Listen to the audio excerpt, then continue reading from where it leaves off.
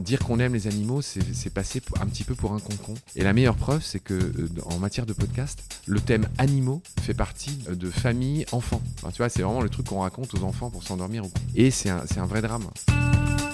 En 2020, il y a un cap qui a été franchi dans l'histoire de l'humanité. L'ensemble de tout ce qu'on construit, nos bâtiments, mais aussi nos téléphones portables, le pull que tu portes, le micro avec lequel on enregistre, etc. La masse de tout ce qui est fabriqué, de tous les objets fabriqués par l'humain, de toute leur construction, dépasse la biomasse de tout le vivant.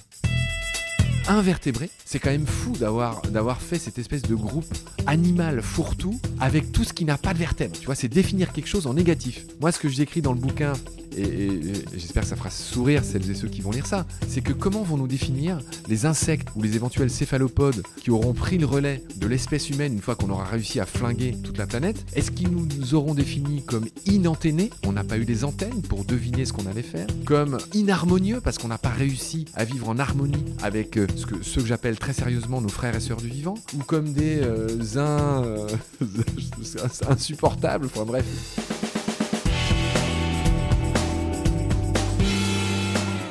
« 80% des métiers de 2030 n'existent pas encore. Je suis Chloé, je suis ingénieure, curieuse et multipassionnée de tout ce qui touche au vivant. J'ai donc décidé de créer un nouveau métier, vivantologue. Dans ce podcast, je pars à la rencontre de ces humains badass qui, par passion et ou par profession, protègent ce précieux vivant. Le vivant en soi et le vivant sur cette planète. Ils nous aideront à comprendre les grands enjeux actuels, nous donneront des clés d'action et surtout l'envie d'avoir envie. Si un peu. Et surtout l'envie de nous engager nous aussi en faveur de la construction d'une nouvelle société plus vivante et vibrante, car nous avons tous un rôle à jouer. Bonne écoute. Pour ce nouvel épisode, j'ai quitté mon Beaujolais adoptif pour me rendre à Paris.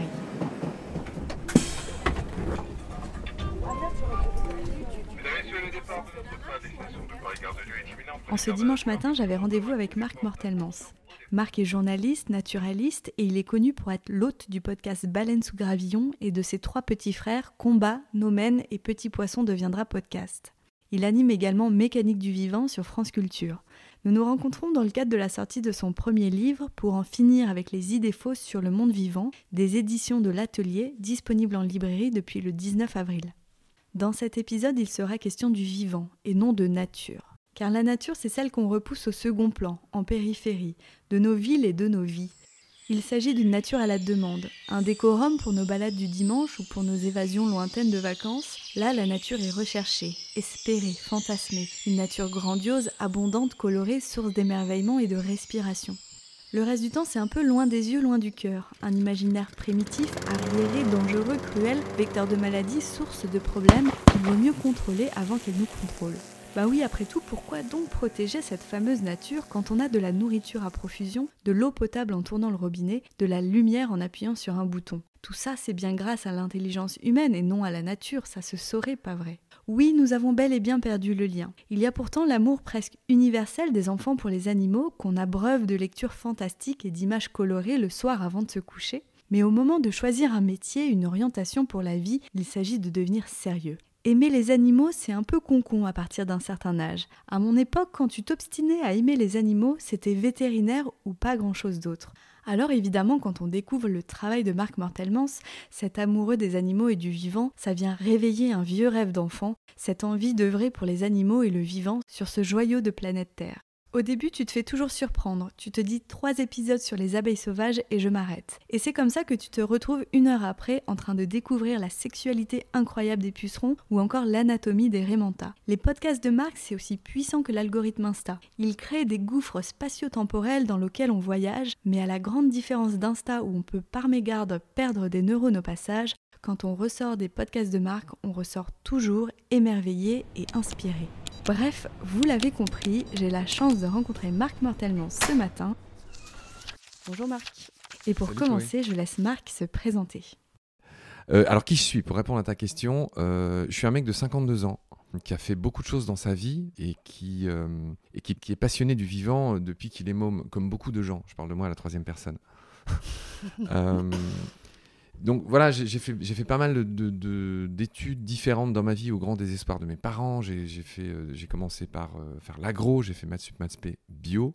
Ensuite, j'ai fait de l'allemand, j'ai fait un double diplôme d'allemand, culture d'un côté, langue de l'autre. J'ai fait de l'architecture, figure-toi. Et à la fin de tout ça, mes parents étaient vraiment désespérés car ils pensaient que je deviendrais président de la République, cosmonaute ou avocat, rien de moins. Enfin, en gros, j'étais une sorte de vagabond universitaire. Et au final, voilà, j'ai fait une école de journalisme. Et après, j'ai un peu bossé comme journaliste dans différents domaines. J'ai fait de la télé, j'ai fait de la radio, j'ai fait de la presse écrite. Et une petite originalité de ma vie, et pour le coup, j'en suis fier parce que je l'ai choisi, c'est que de 30 à 40 ans, j'ai décidé de prendre ma retraite à l'envers. J'ai décidé de parcourir le monde, beaucoup d'endroits, les montagnes, les océans, etc. Et de vivre la vie rêvée d'un retraité, mais de 30 à 40 ans, quand j'en avais la force, la foi, l'envie, les tripes, tout ce que tu veux. Et donc voilà, et donc j'ai dit 52 ans, donc là ça fait quand même plus de 12 ans que je suis rentré à Paris. Et j'ai fait 1000 choses encore. Et depuis le Covid, en fait, ma vie a changé, comme celle de beaucoup de gens. À la faveur du Covid, comme quoi à toute chose malheur est bon, eh bien je me suis dit que j'allais créer... que j'allais me recentrer, parce que j'ai plus de boulot. À l'époque, j'étais réalisateur de vidéos pour corporate, tu sais, des vidéos institutionnelles pour des entreprises, ce que j'aimais beaucoup faire. Et du coup, j'ai plus de boulot. Et donc, du coup, voilà, j'ai été amené à complètement repenser ma vie, mon travail et beaucoup d'autres choses.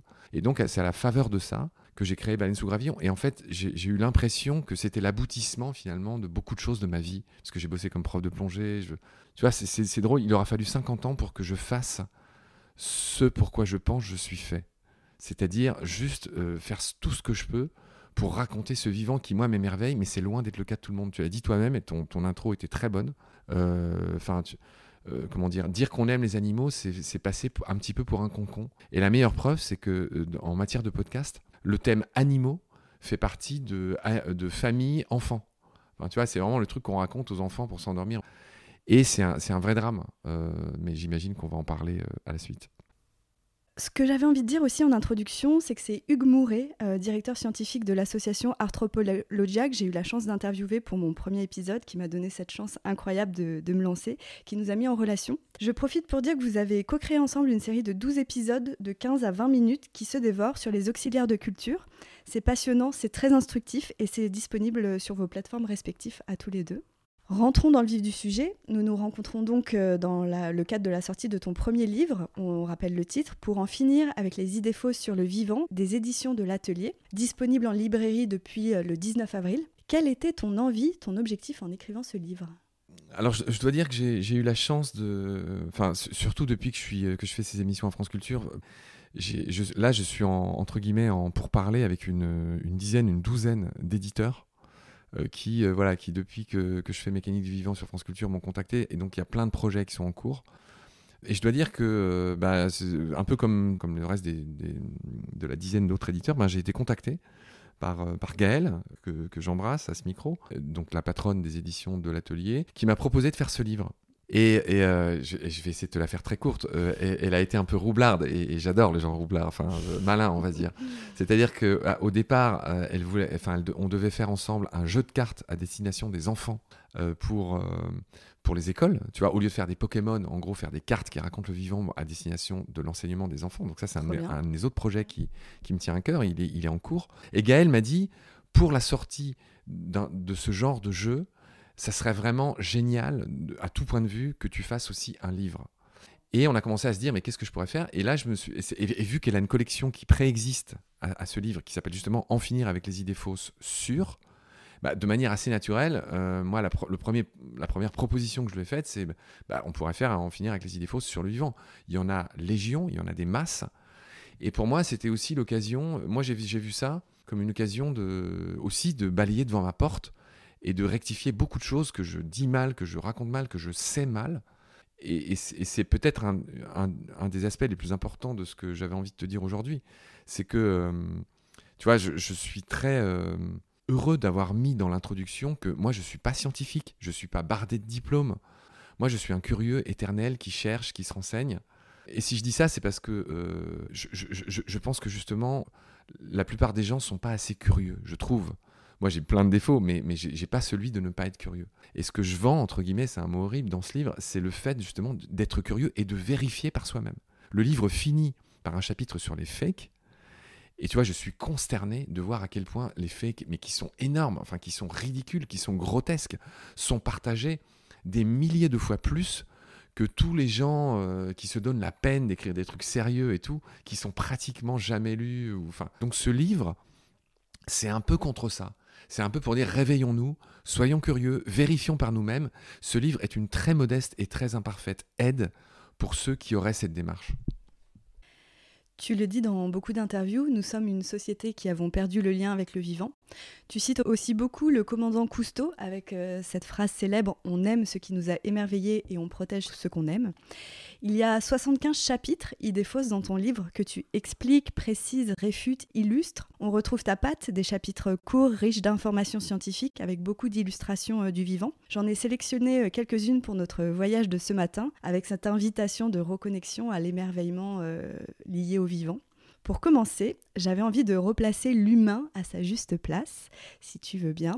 Dans ton livre, tu parles de 2 idées fausses, numéros 12 et 44, à savoir l'arbre est la meilleure représentation des liens de parenté entre les espèces et l'humain est au sommet de l'arbre de l'évolution. Peux-tu nous expliquer pourquoi il vaut mieux parler de buisson aujourd'hui et qui est Lucas ? Alors ça fait beaucoup de gros mots, mais tu vas tout nous expliquer. Bien sûr, une des idées fausses à laquelle je m'attaque dans ce bouquin, c'est effectivement, pour le coup elle est très connue, c'est que pendant des siècles on a représenté l'arbre du vivant précisément sous forme d'arbre et guess what, tout en haut de l'arbre, il y avait la branche apicale, la plus haute, qui était l'homme, l'humain. Écrit en majuscule. Écrit en plus en majuscule, là où tout le reste est écrit en minuscule. Et donc, voilà, et ça veut tout dire. Enfin, chacun comprend que, tu vois, il a fallu attendre Darwin en 1859 avec la publication de son fameux bouquin de l'origine des espèces pour que l'homme soit replacé en banlieue du vivant. Et donc, pour faire simple, qu'on commence à envisager le vivant plutôt comme un buisson, buissonnant, que comme un arbre. C'est-à-dire qu'il n'y a pas de branche plus haute qu'une autre.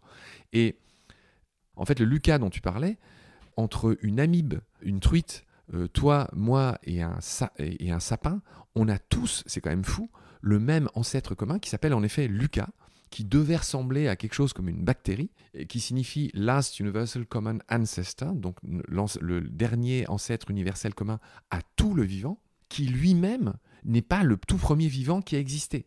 C'est juste celui dont on descend tous, dont tout le vivant descend, mais il y a sans doute eu d'autres formes de vie avant Lucas. Et le hasard et la nécessité, qui sont 2 mots que j'aime bien, ont retenu Lucas. Mais ça aurait pu être autre chose. Tu vois, il y a beaucoup de hasard finalement dans toutes ces choses. Tu dis dans le livre qu'il y a une représentation figurative artistique en 3D au musée des Confluences de Lyon, où on voit clairement ces 3 branches initiales, les archées, les eucaryotes et les bactéries. Et après, chaque branche se déploie ensuite en d'innombrables branches secondaires, tertiaires, etc. Et je vais m'empresser d'aller le voir, vu que j'habite au nord de Lyon. Pas loin de chez Hugues Mouret. Et oui. Qu'on salue au passage. On est voisins. Salut mon Hugues. Le vivant véhicule parfois cet imaginaire de survie, d'un monde sans pitié. On parle de loi de la jungle. Tu en parles dans ton livre avec l'idée fausse numéro 23. Le grand moteur de la vie, c'est la compétition. Peux-tu nous expliquer pourquoi c'est en partie vrai, mais aussi très faux, et nous l'illustrer avec quelques exemples d'animaux peut-être ?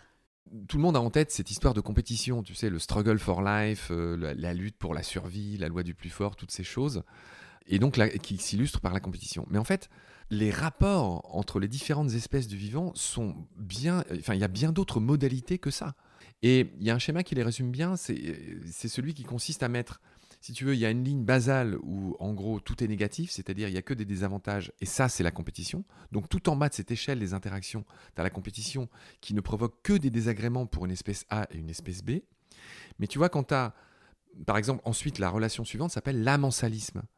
Tu vois, et l'amensalisme, c'est par exemple quand tu écrases une fourmi sans même le savoir et surtout sans le vouloir. Donc toi, ça t'apporte rien. Donc là, on arrive à 0, mais il y a un perdant, c'est la fourmi. Donc tu vois, ça c'est l'amensalisme. Ensuite, il y a un truc qui n'existe pas dans le vivant, ou alors que de manière théorique, c'est ce qu'on appelle le neutralisme. C'est-à-dire quand il y a des espèces qui coexistent sans qu'il y ait absolument aucun avantage et aucun désavantage, ni pour l'espèce A, ni pour l'espèce B. Ça, c'est la ligne de base de ce que je viens de dire. Si tu imagines un truc qui monte, un peu une sorte de gradation, et donc là, il y a 0 avantage. Et au-dessus de ça, la ligne du dessus qui est au top, j'y mets aucune valeur en fait, qui est on va dire au-dessus de notre de notre description, eh bien, c'est ce qu'on appelle le mutualisme, où pour l'espèce A et pour l'espèce B, il y a un avantage pour l'une et il y a un avantage pour l'autre. Exemple, le corail. Dans le corail, tu vois, tu as le polype, qui est un petit animal, et il héberge une algue. Et en fait, tu vois, il s'échange le gîte et le couvert. C'est-à-dire que le polype fournit le gîte et l'algue fournit l'oxygène. Enfin, tu vois, et donc il y a des échanges comme ça entre eux. Un autre type de cette coopération, de ce mutualisme, dans certains cas, quand ils ne peuvent plus vivre l'un sans l'autre, eh ben, on appelle ça la symbiose.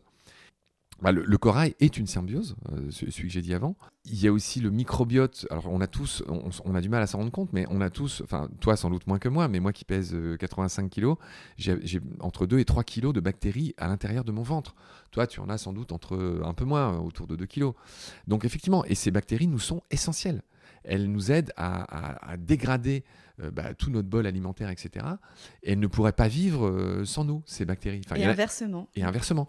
Donc, c'est une symbiose. Donc, tu vois, résumer les rapports du vivant à la compétition, c'est une lourde erreur, en fait. C'est ne pas voir pardon pour cet anglicisme, c'est ne pas voir la bigger picture dans laquelle on vit. Et tout ce bouquin, c'est pour essayer de donner une image, encore une fois, très imparfaite et très parcellaire de cette bigger picture qu'on a oubliée. Il y a le commensalisme, c'est un mot que j'ai découvert dans ton livre. C'est quand, il me semble pas que tu en aies parlé, c'est quand il y a un gagnant et 0 perdant, donc juste des piques-assiettes et des trop gentils. Par exemple, les moineaux domestiques qui viennent manger dans nos assiettes les restes. Tu écris « L'entraide est la grande force du vivant, bien loin de la compétition, qui certes existe, mais qui n'a pas l'importance qu'on veut bien lui donner ». Page 132. Et j'avais bien aimé aussi une citation de ton livre du botaniste Jean-Marie Pelt qui dit « La coopération crée, la compétition trie ». Et en effet, les deux sont évidemment très utiles. Ouais, si tu me permets de rebondir. Alors Jean-Marie Pelt, c'était un botaniste à la base des années, on va dire, plutôt 90. Il est mort, Jean-Marie Pelt. C'était un enchanteur, tu vois, un peu comme Jean-Claude Amezen, un peu comme Gilles Boeuf, un peu comme les grands enchanteurs, passeurs, je ne sais pas comment dire, vulgarisateurs, qui sont un peu mes modèles. Mais il se trouve qu'aujourd'hui, il y a beaucoup de scientifiques pur jus qui lui cherchent un peu des poux dans la tête, à raison. Il a dit des choses qui ne sont pas tout à fait exactes, mais tout ça n'est pas très grave. Il n'empêche que sa phrase est très belle et elle dessine une sorte de principe général qui est très juste. Effectivement, la compétition trie, mais la coopération crée. Tout est dit. Tout est dit. Ouais, c'est très beau, j'aime bien. Toujours avec cette idée de voir cette big picture, cette plus grande vision du vivant. J'ai beaucoup aimé ce que tu expliques sur le parasitisme. Avec l'idée fausse numéro 10, le parasitisme est un fléau pour le vivant. Peux-tu nous expliquer à quoi sert le parasitisme ? Oui, l'exemple que je donne dans le livre, c'est un exemple qui effraie, qui secoue tout le monde, qui fait peur à tout le monde. C'est l'exemple des punaises de lit. Tout le monde déteste les punaises de lit et il y a beaucoup de gens qui me disent « Mais à quoi servent les moustiques ? À quoi servent les punaises de lit ? Mais vraiment, on devrait tous les exterminer, on ne s'en porterait que mieux. » Là encore, c'est ne pas connaître, c'est ne pas faire de place. Et je trouve ça dramatiquissime à ce que j'ai appelé la bigger picture, c'est-à-dire au monde dans lequel on vit. Pour en rester sur les punaises sont une des réponses du vivant au fait que l'homme prend aujourd'hui une place qui est écrasante dans le monde. Je rappelle que l'homme et son bétail, l'homme et tous les animaux qu'il élève dans des conditions que je qualifie de concentrationnaires, ce qui choque certaines personnes, mais on peut dire horrible si ça convient à tout le monde. L'homme et son bétail pèsent en biomasse 95% des mammifères sur Terre. Incroyable. C'est-à-dire que baleines, éléphants, tout ça, c'est 5%. Toutes les espèces sauvages, c'est 5%. Donc tu vois le truc. Donc une des réponses du vivant, qu'on peut aussi considérer comme un ensemble, comme une espèce de symbionte, tu vois, générale, c'est la fameuse hypothèse Gaïa, eh bien, une des réponses du vivant à cet envahissement, à cet écrasement de l'humain sur Terre, qui est de loin, de très loin, la pire espèce envahissante que le monde ait jamais connue, loin devant les chats, les rats, même les moustiques, tout ce que tu veux, eh bien, une des réponses, c'est par exemple les punaises. C'est-à-dire que le fait que nous vivions si nombreux, que nous voyagions autant, entassés dans des villes, font que, bien sûr, c'est une bénédiction pour des insectes comme les punaises. Donc voilà, à partir de là, bien sûr, ça nous gêne, mais on peut aussi... c'est comme le Covid. Tu vois, comment est arrivé le Covid ? Est-ce que c'était une punition divine ? Ou est-ce que c'est à cause de nos pratiques qui consistent à ramener ce que font les Asiatiques, mais ce qu'on fait aussi en Europe, hein, ils ont bon dos, les Chinois et les Asiatiques. C'est-à-dire d'aller de plus en plus profond dans les forêts pour ramener des espèces sauvages, pour les bouffer, pour faire des plats incertains et grotesques, et les entasser dans des marchés. C'est comme ça je rappelle que c'est comme ça que le Covid nous est arrivé. Parce que le réservoir, c'était des chauves-souris, mais du coup, qui ont transmis des virus qui se sont adaptés à un hôte intermédiaire, qui nous sont ensuite revenus. Le pangolin a longtemps été soupçonné, aujourd'hui il a été innocenté, ce qui n'empêche pas qu'il soit le mammifère le plus braconné du monde. Mais voilà, enfin, en résumé, ce sont toutes nos conneries, parlons clairement, toutes nos façons de vivre qui sont très peu remises en question aujourd'hui, le fait de voyager. Tu vois, on avait réussi à les chasser, les punaises, au fil des siècles. Elles étaient assez rares. Mais là, ces dernières décennies, elles sont revenues en masse à cause de nos façons de vivre. On les a chassées par la fenêtre, elles sont revenues par nos valises, les punaises. Et je dirais aussi par notre méconnaissance. Et par exemple, moi, quand j'ai lu ton chapitre à ce sujet, ça m'a fait penser à la renouée du Japon, qui est une plante qui pullule chez nous. Et donc, notre réponse en tant qu'humain, c'est de l'éradiquer, de la couper, alors que c'est une plante bio-indicatrice des métaux lourds dans le sol. Et donc, quand on comprend ça, on se dit peut-être qu'elle peut nous aider justement à traiter le sol. Tu écris, page 63-64, presque une espèce animale sur 2 est un parasite. Les parasites sont partout. Ce n'est ni bien, ni mal, ni beau, ni moche, ni vertueux, ni condamnable. De la même manière que le vivant a besoin, entre autres, de prédateurs et de proies pour la régulation des populations, on a besoin des parasites. Les parasites obligent leur hôte à être plus adaptatif. C'est une réponse du vivant au même titre que l'entraide et la concurrence. Et je trouve que c'est très chouette de prendre conscience de ça.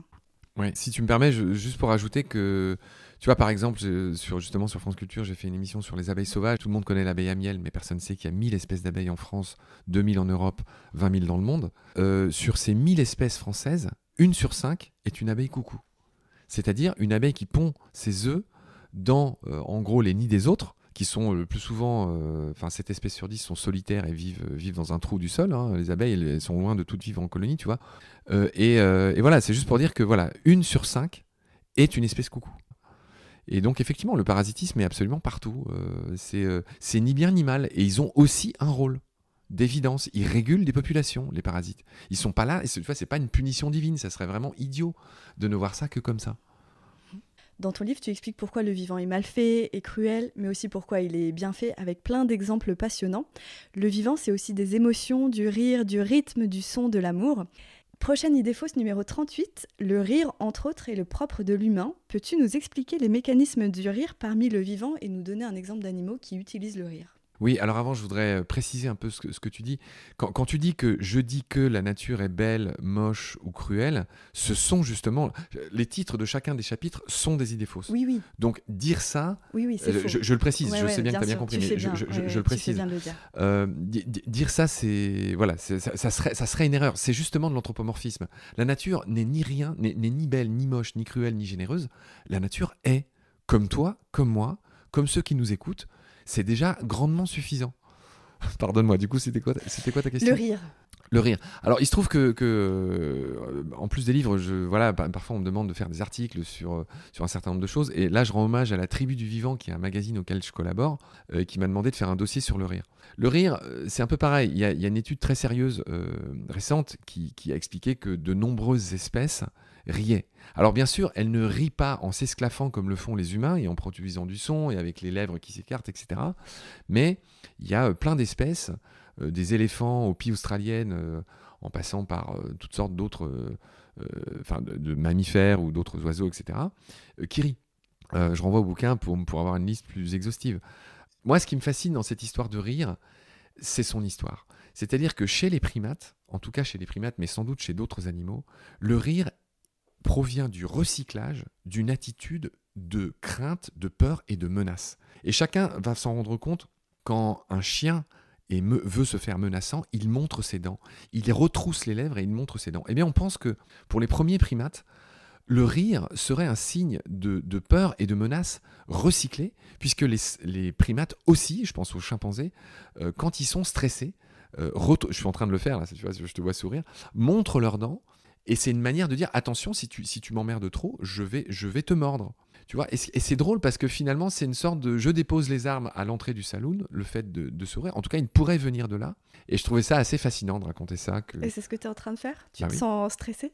Tu montes les dents de Ah non, alors je dois avouer que là, Tu es dans la version moderne. non, je dois quand même dire aux auditeurs que c'est une interview sur du velours. Hein. Apparemment, je ne suis que ton 7e client. Et je dois avouer que c'est très pro, vraiment, tout ce que tu fais. Je le dis avec beaucoup d'admiration. Merci.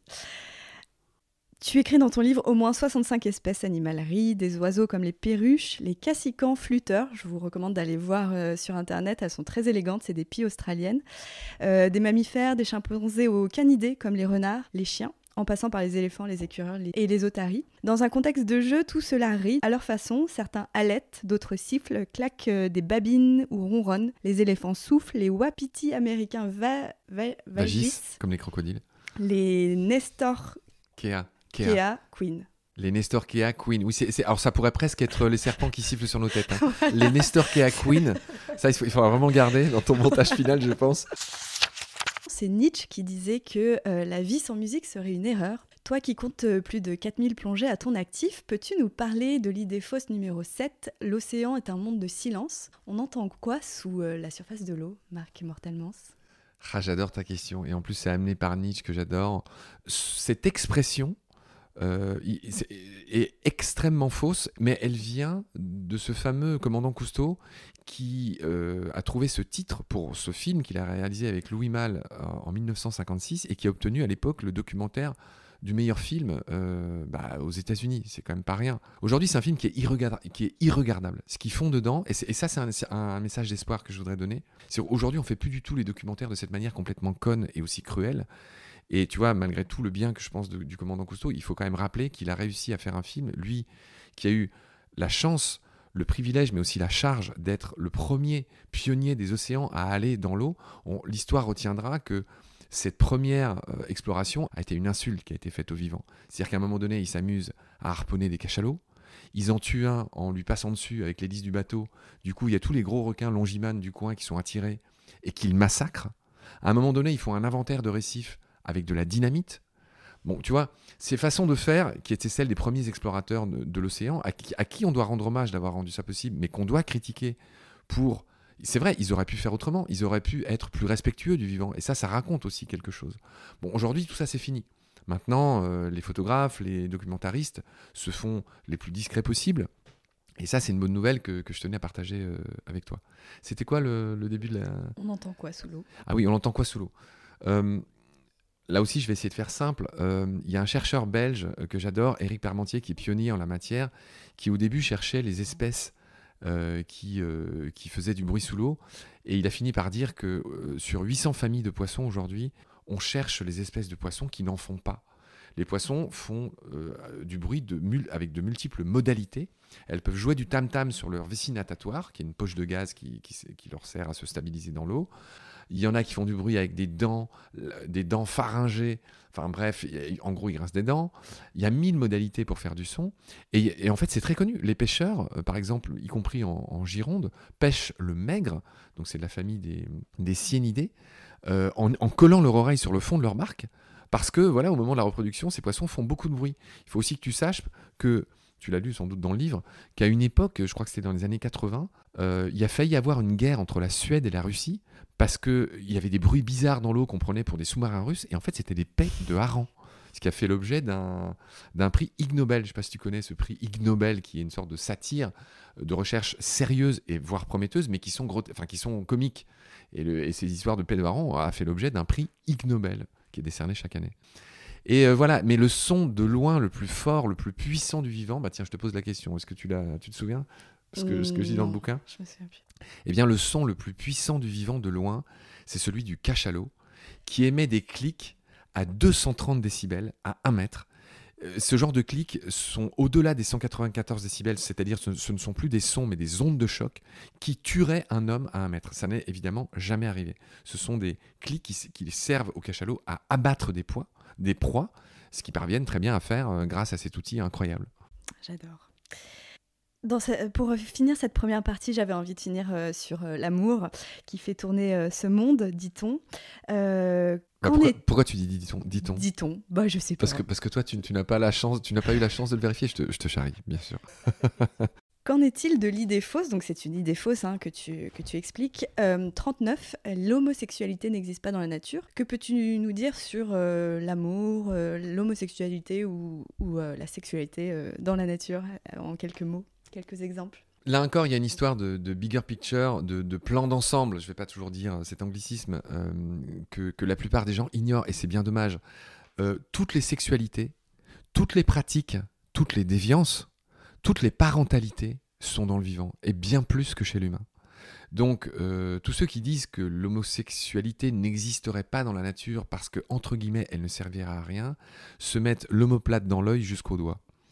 Bien sûr que l'homosexualité existe, je donne plein d'exemples dans le bouquin, chez des espèces aussi variées que les oies, que chez les manchots. Enfin voilà, les modalités de parentalité sont infinies, il peut y avoir 2 mâles, 2 femelles pour élever des jeunes. C'est pas la règle générale, mais ça arrive, ça existe dans des pourcentages qui sont divers selon les espèces. Tu sais, c'est vraiment une erreur cardinale dans mon métier, et dans celui des scientifiques, et même pour le grand public, que de cette fameuse pratique de l'anthropomorphisme qui constitue un des 10 chapitres du bouquin. Tout à l'heure, tu as dit qu'il y avait 75 chapitres, c'est pas tout à fait juste. Il y a 9 chapitres qui sont constitués de 75 entrées. Je voudrais pas que les gens croient que c'est des chapitres. En fait, les entrées font 2 ou 3 pages chacune.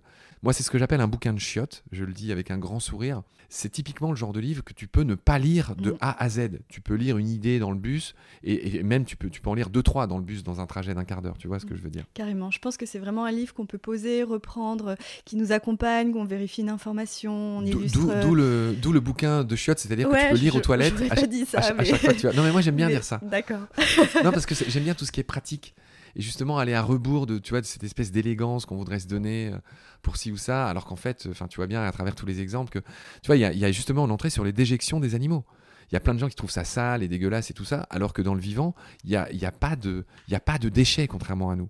Tu vois, alors, tu vois, tout est source, tout est ressource pour d'autres espèces qui vivent autour. Alors que nous, c'est aussi un chapitre assez malheureux où j'explique que nous, on prive le vivant de notre urine, de nos fesses, de notre caca, pour parler concrètement. Mais le dernier doigt d'honneur qu'on fait au vivant, c'est au moment des grands adieux. C'est-à-dire que quand on meurt, on a le choix entre la peste et le choléra.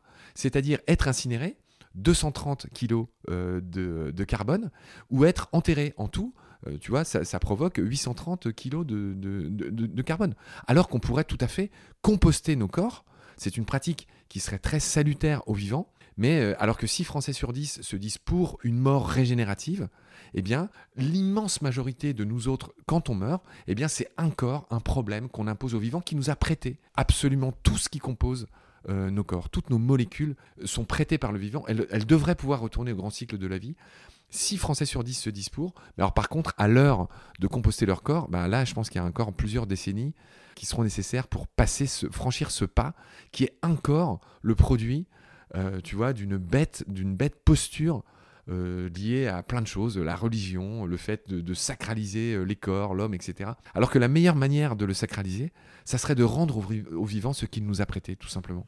Moi, j'espère que quand je mourrai, mon corps pourra être composté.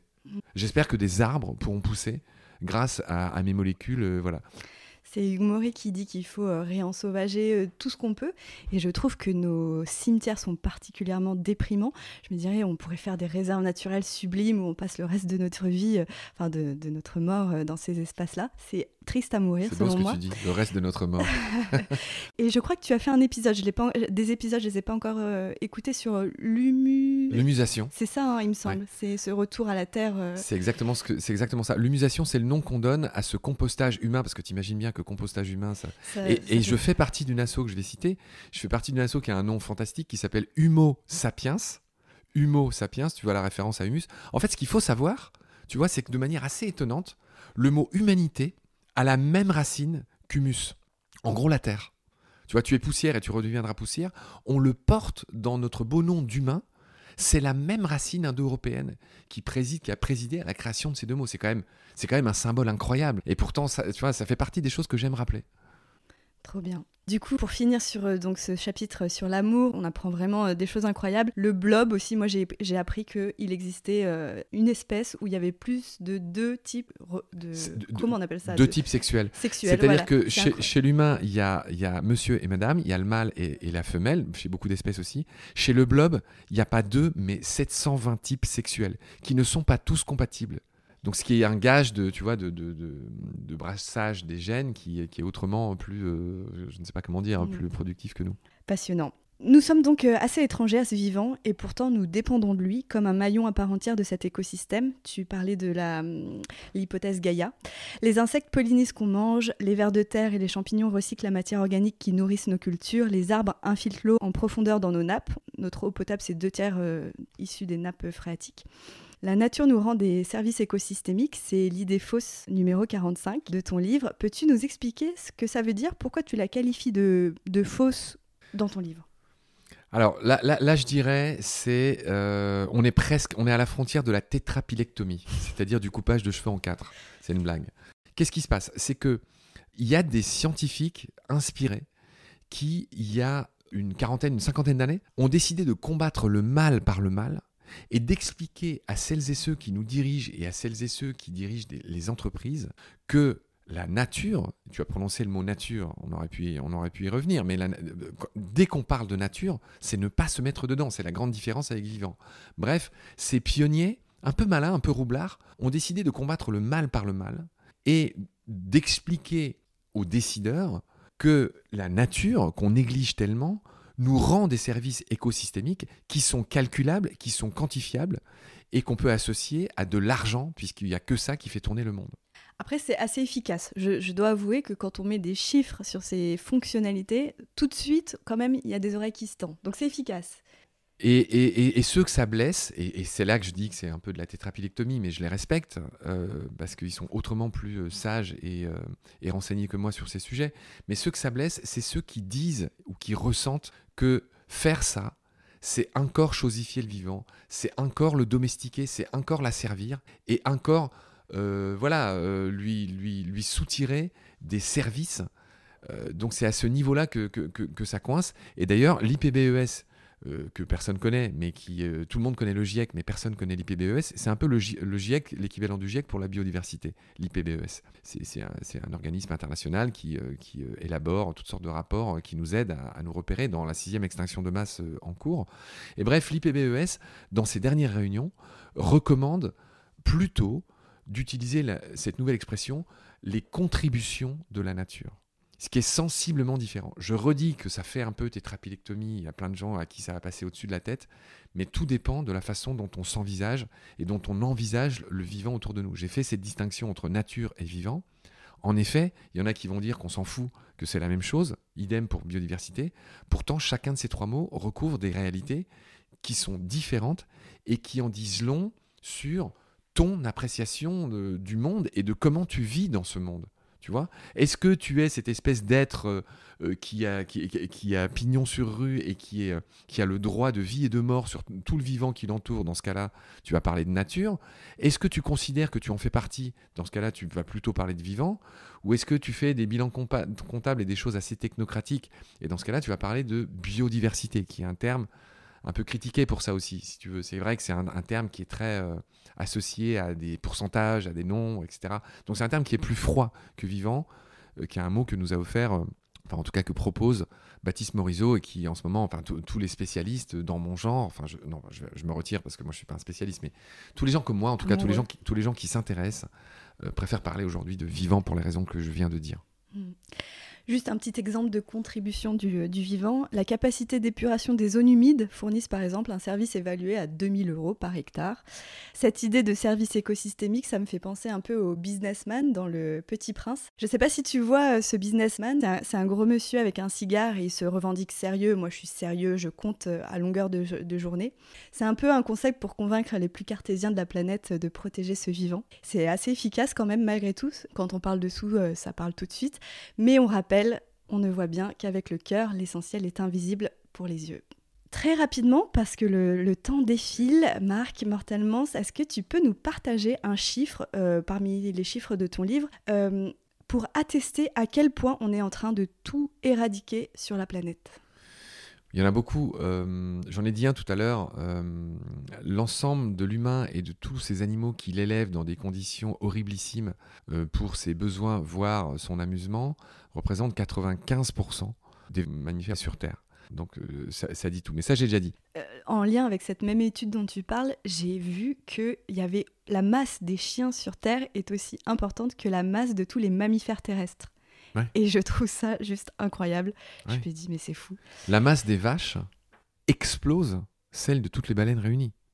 Mais je pense que les chiffres les plus impressionnants que j'ai envie de te donner, de donner à celles et ceux qui nous écoutent, je les dis maintenant, en fait. Et c'est pour le coup, c'est le cœur des conférences que je fais autour de ce livre. C'est en fait, si on pesait tout ce qui vit sur Terre, qu'est-ce qu'on aurait comme résultat de ce qu'on appelle la biomasse? Tu vois, et ça, je trouve, c'est effarant. Si je te pose la question, tiens, on va voir, on va sourire. Bah, j'ai les chiffres. Vas-y. J'ai vu dans ton livre, et ça m'a... J'ai trouvé ça incroyable, que qu'en 2020, la biomasse anthropique, donc créée par les humains, est égale à la biomasse vivante. Et qu'en 2040, si on continue comme ça, elle sera le double. Tout ce qu'on va créer en tant qu'humain sera le double de la biomasse. Donc en fait, on n'a plus une terre bleue ou une terre verte. On a une terre grise de nos constructions d'humains. Ouais. Enfin, si je peux me permettre d'être un peu dramatique. Et je trouve ça assez incroyable, en fait. Ouais. Alors effectivement, tu as dit un autre chiffre important. En 2020, il y a un cap qui a été franchi dans l'histoire de l'humanité. L'ensemble de tout ce qu'on construit, nos bâtiments, mais aussi nos téléphones portables, le pull que tu portes, le micro avec lequel on enregistre, etc., etc., etc. La masse de tout ce qui est fabriqué, de tous les objets fabriqués par l'humain, de toute leur construction, dépasse la biomasse de tout le vivant. Et dans tout le vivant, il y a tous les arbres, il y a tous les coraux, il y a beaucoup de choses, tu vois. Et il y a nous aussi. Qui sont très lourdes. Et il y a nous aussi. Donc, mais les chiffres que je voulais donner, c'est que si on s'interroge par groupe du vivant, eh ben, ce qu'il y a de plus lourd sur Terre, de très loin, ce sont toutes les plantes. 83% du vivant, de la masse du vivant, ce sont les plantes. 12,5-13%, ce sont toutes les bactéries, dont les 2% que j'ai qu'on a tous les deux dans nos ventres, notre fameux microbiote dont on parlait au début de l'émission. Et ce qui est fou, alors ensuite, tu vois, ça continue à baisser. Il me semble qu'il y a 6% de champignons, c'est énorme. Après, il doit y avoir les arthropodes, beaucoup. Bon, j'ai pas tous les chiffres en tête. Et ce qui est fou, c'est que l'humain plus tous les animaux, tous les animaux en fait, parce qu'on est évidemment des animaux, pèsent 0,4% du vivant. Bah, je pense que tout est dit. 83% d'arbres, 0,4% d'animaux, d'arbres et de plantes. Enfin, tu vois, c'est quand même fou. Bactéries, tu vois, que personne ne voit jamais, que tout le monde ignore tout le temps, 13% de tout le vivant. Enfin, j'ai appris ça dans ton livre, ouais. C'est impressionnant. Tu réponds quoi aux gens qui disent que c'est la faute des Chinois et des Indiens ? Que quoi, c'est la faute ? Que tout ça, que de toute façon, la France, on pèse pour rien, ça sert à rien d'agir, c'est la faute... Bah, je pense que ça sera un peu l'expression clé de notre enregistrement. C'est vraiment ne pas avoir le plan d'ensemble, la fameuse bigger picture en tête. Et je trouve que les Asiatiques en général, que ce soit les Indiens ou les Chinois, ont bon dos. Si je prends, tu vois, un exemple pour montrer à quel point les Européens sont donneurs de leçons et hypocrites, tout comme le reste des Occidentaux, hein, je pense aux États-Unis aussi. Tu m'entendras jamais les qualifier d'Américains parce que j'ai vécu 6 ans au Chili et un des premiers trucs qu'on m'a dit, c'est « mais et nous, on est quoi ?» Mes amis chiliens m'ont dit quand tu dis que les Américains s'appellent Américains, en parlant des États-Unis, nous, on est quoi ? Bon, bref. Tout ça pour dire que, je prends un exemple. En matière de finning, c'est-à-dire de charcutage des ailerons de requins, tu sais, ce truc hyper cruel qui consiste à pêcher des requins, à leur couper à vif les ailerons et à les rejeter vers une agonie atroce dans l'eau, enfin là encore, tu vois, c'est absolument terrifiant. Eh bien, il y a un chiffre extraordinaire qui dit que plus de 40% des ailerons de requins qui sont vendus sur les grandes places asiatiques que sont Hong Kong, Singapour et d'autres proviennent de l'Union européenne. C'est quand même fou, tu vois. Ces Européens dont nous faisons partie, dont je fais partie, alors la France s'est un peu calmée en la matière, les champions de ça, ce sont les Espagnols. Et tout ça se fait avec des subventions européennes, en plus. Qui a certes édicté, alors après je ne vais pas trop rentrer dans les détails, tu as déjà dit qu'on avait dépassé le cadre de l'émission, mais il se trouve que l'européenne a interdit le finning. Donc ce que font les Européens qui sont toujours malins, et les Occidentaux en général, et même les humains en général, ils contournent cette règle. En fait, la loi oblige les bateaux à ramener les requins fins attached à leur corps, c'est-à-dire les ailerons attachés, c'est-à-dire entiers. En gros, tu peux en stocker moins dans le bateau parce que tu vois, le cynisme fait que c'est ça le feeling, c'est qu'en fait, c'est pour ça qu'on les rejette à l'eau. C'est pour que ça prenne moins de place et entasser les ailerons dans les cales. Donc tu vois, une manière qui a été trouvée pour réduire les ravages, c'est ça. Mais en fait, ce que font les Européens, c'est qu'à peine ils arrivent à quai, en fait, tout de suite, ils leur coupent les ailerons et ça part sur les places asiatiques, tu vois. Donc il y a toujours des moyens. Et donc les rotations sont supérieures, ce qui font que cette règle a été contournée, donc elle est inefficace. Donc tu vois, voilà, cet exemple à lui seul raconte le cynisme de l'humain en général, hein, et bien sûr que l'Européen vaut pas mieux que le Chinois, qui vaut pas mieux que l'Indien et qui vaut pas mieux que l'États-Unien. On a tous notre rôle à jouer dans cette grande transition. Y compris celles et ceux qui nous écoutent, tu vois. En fait, ce qui m'énerve, c'est toujours que ce soit la faute de l'autre. En matière de jardin, et ça, pour le coup, je ne suis pas le seul à dire ça, hein, de déplacement, de prendre l'avion, de tes vacances, de ce que tu bouffes, de comment tu te déplaces, des vacances que tu choisis pour toi et tes enfants. Il ne s'agit pas de s'auto-flageller, tu vois. Mais bien sûr que chacun peut et doit faire attention à ce qu'il fait. Pour le coup, je ne suis pas le seul à le dire. Mais tu vois, il y a vraiment un truc qui m'énerve, c'est le fait de dire que c'est toujours la faute de quelqu'un d'autre. Et pourquoi pas le chinois qui est si lointain et si mal connu ? En introduction, je parlais de ces heures où on se laisse guider par ta voix et par tes podcasts. Tu as fait toute une série sur les requins qui sont vraiment passionnantes. On apprend plein de choses, notamment qu'il y a des requins en Méditerranée qui vont pas très bien. Et tu as interviewé notamment une association qui les protège et c'est vraiment passionnant. Ouais. Aileron, ouais. Donc je recommande ces podcasts en particulier. Merci beaucoup Marc. La première partie se termine, une première partie riche d'informations passionnantes sur le vivant et ses difficultés actuelles. Je te dis à très vite pour la deuxième partie sur les actions citoyennes. Grand merci à toi, salut Chloé.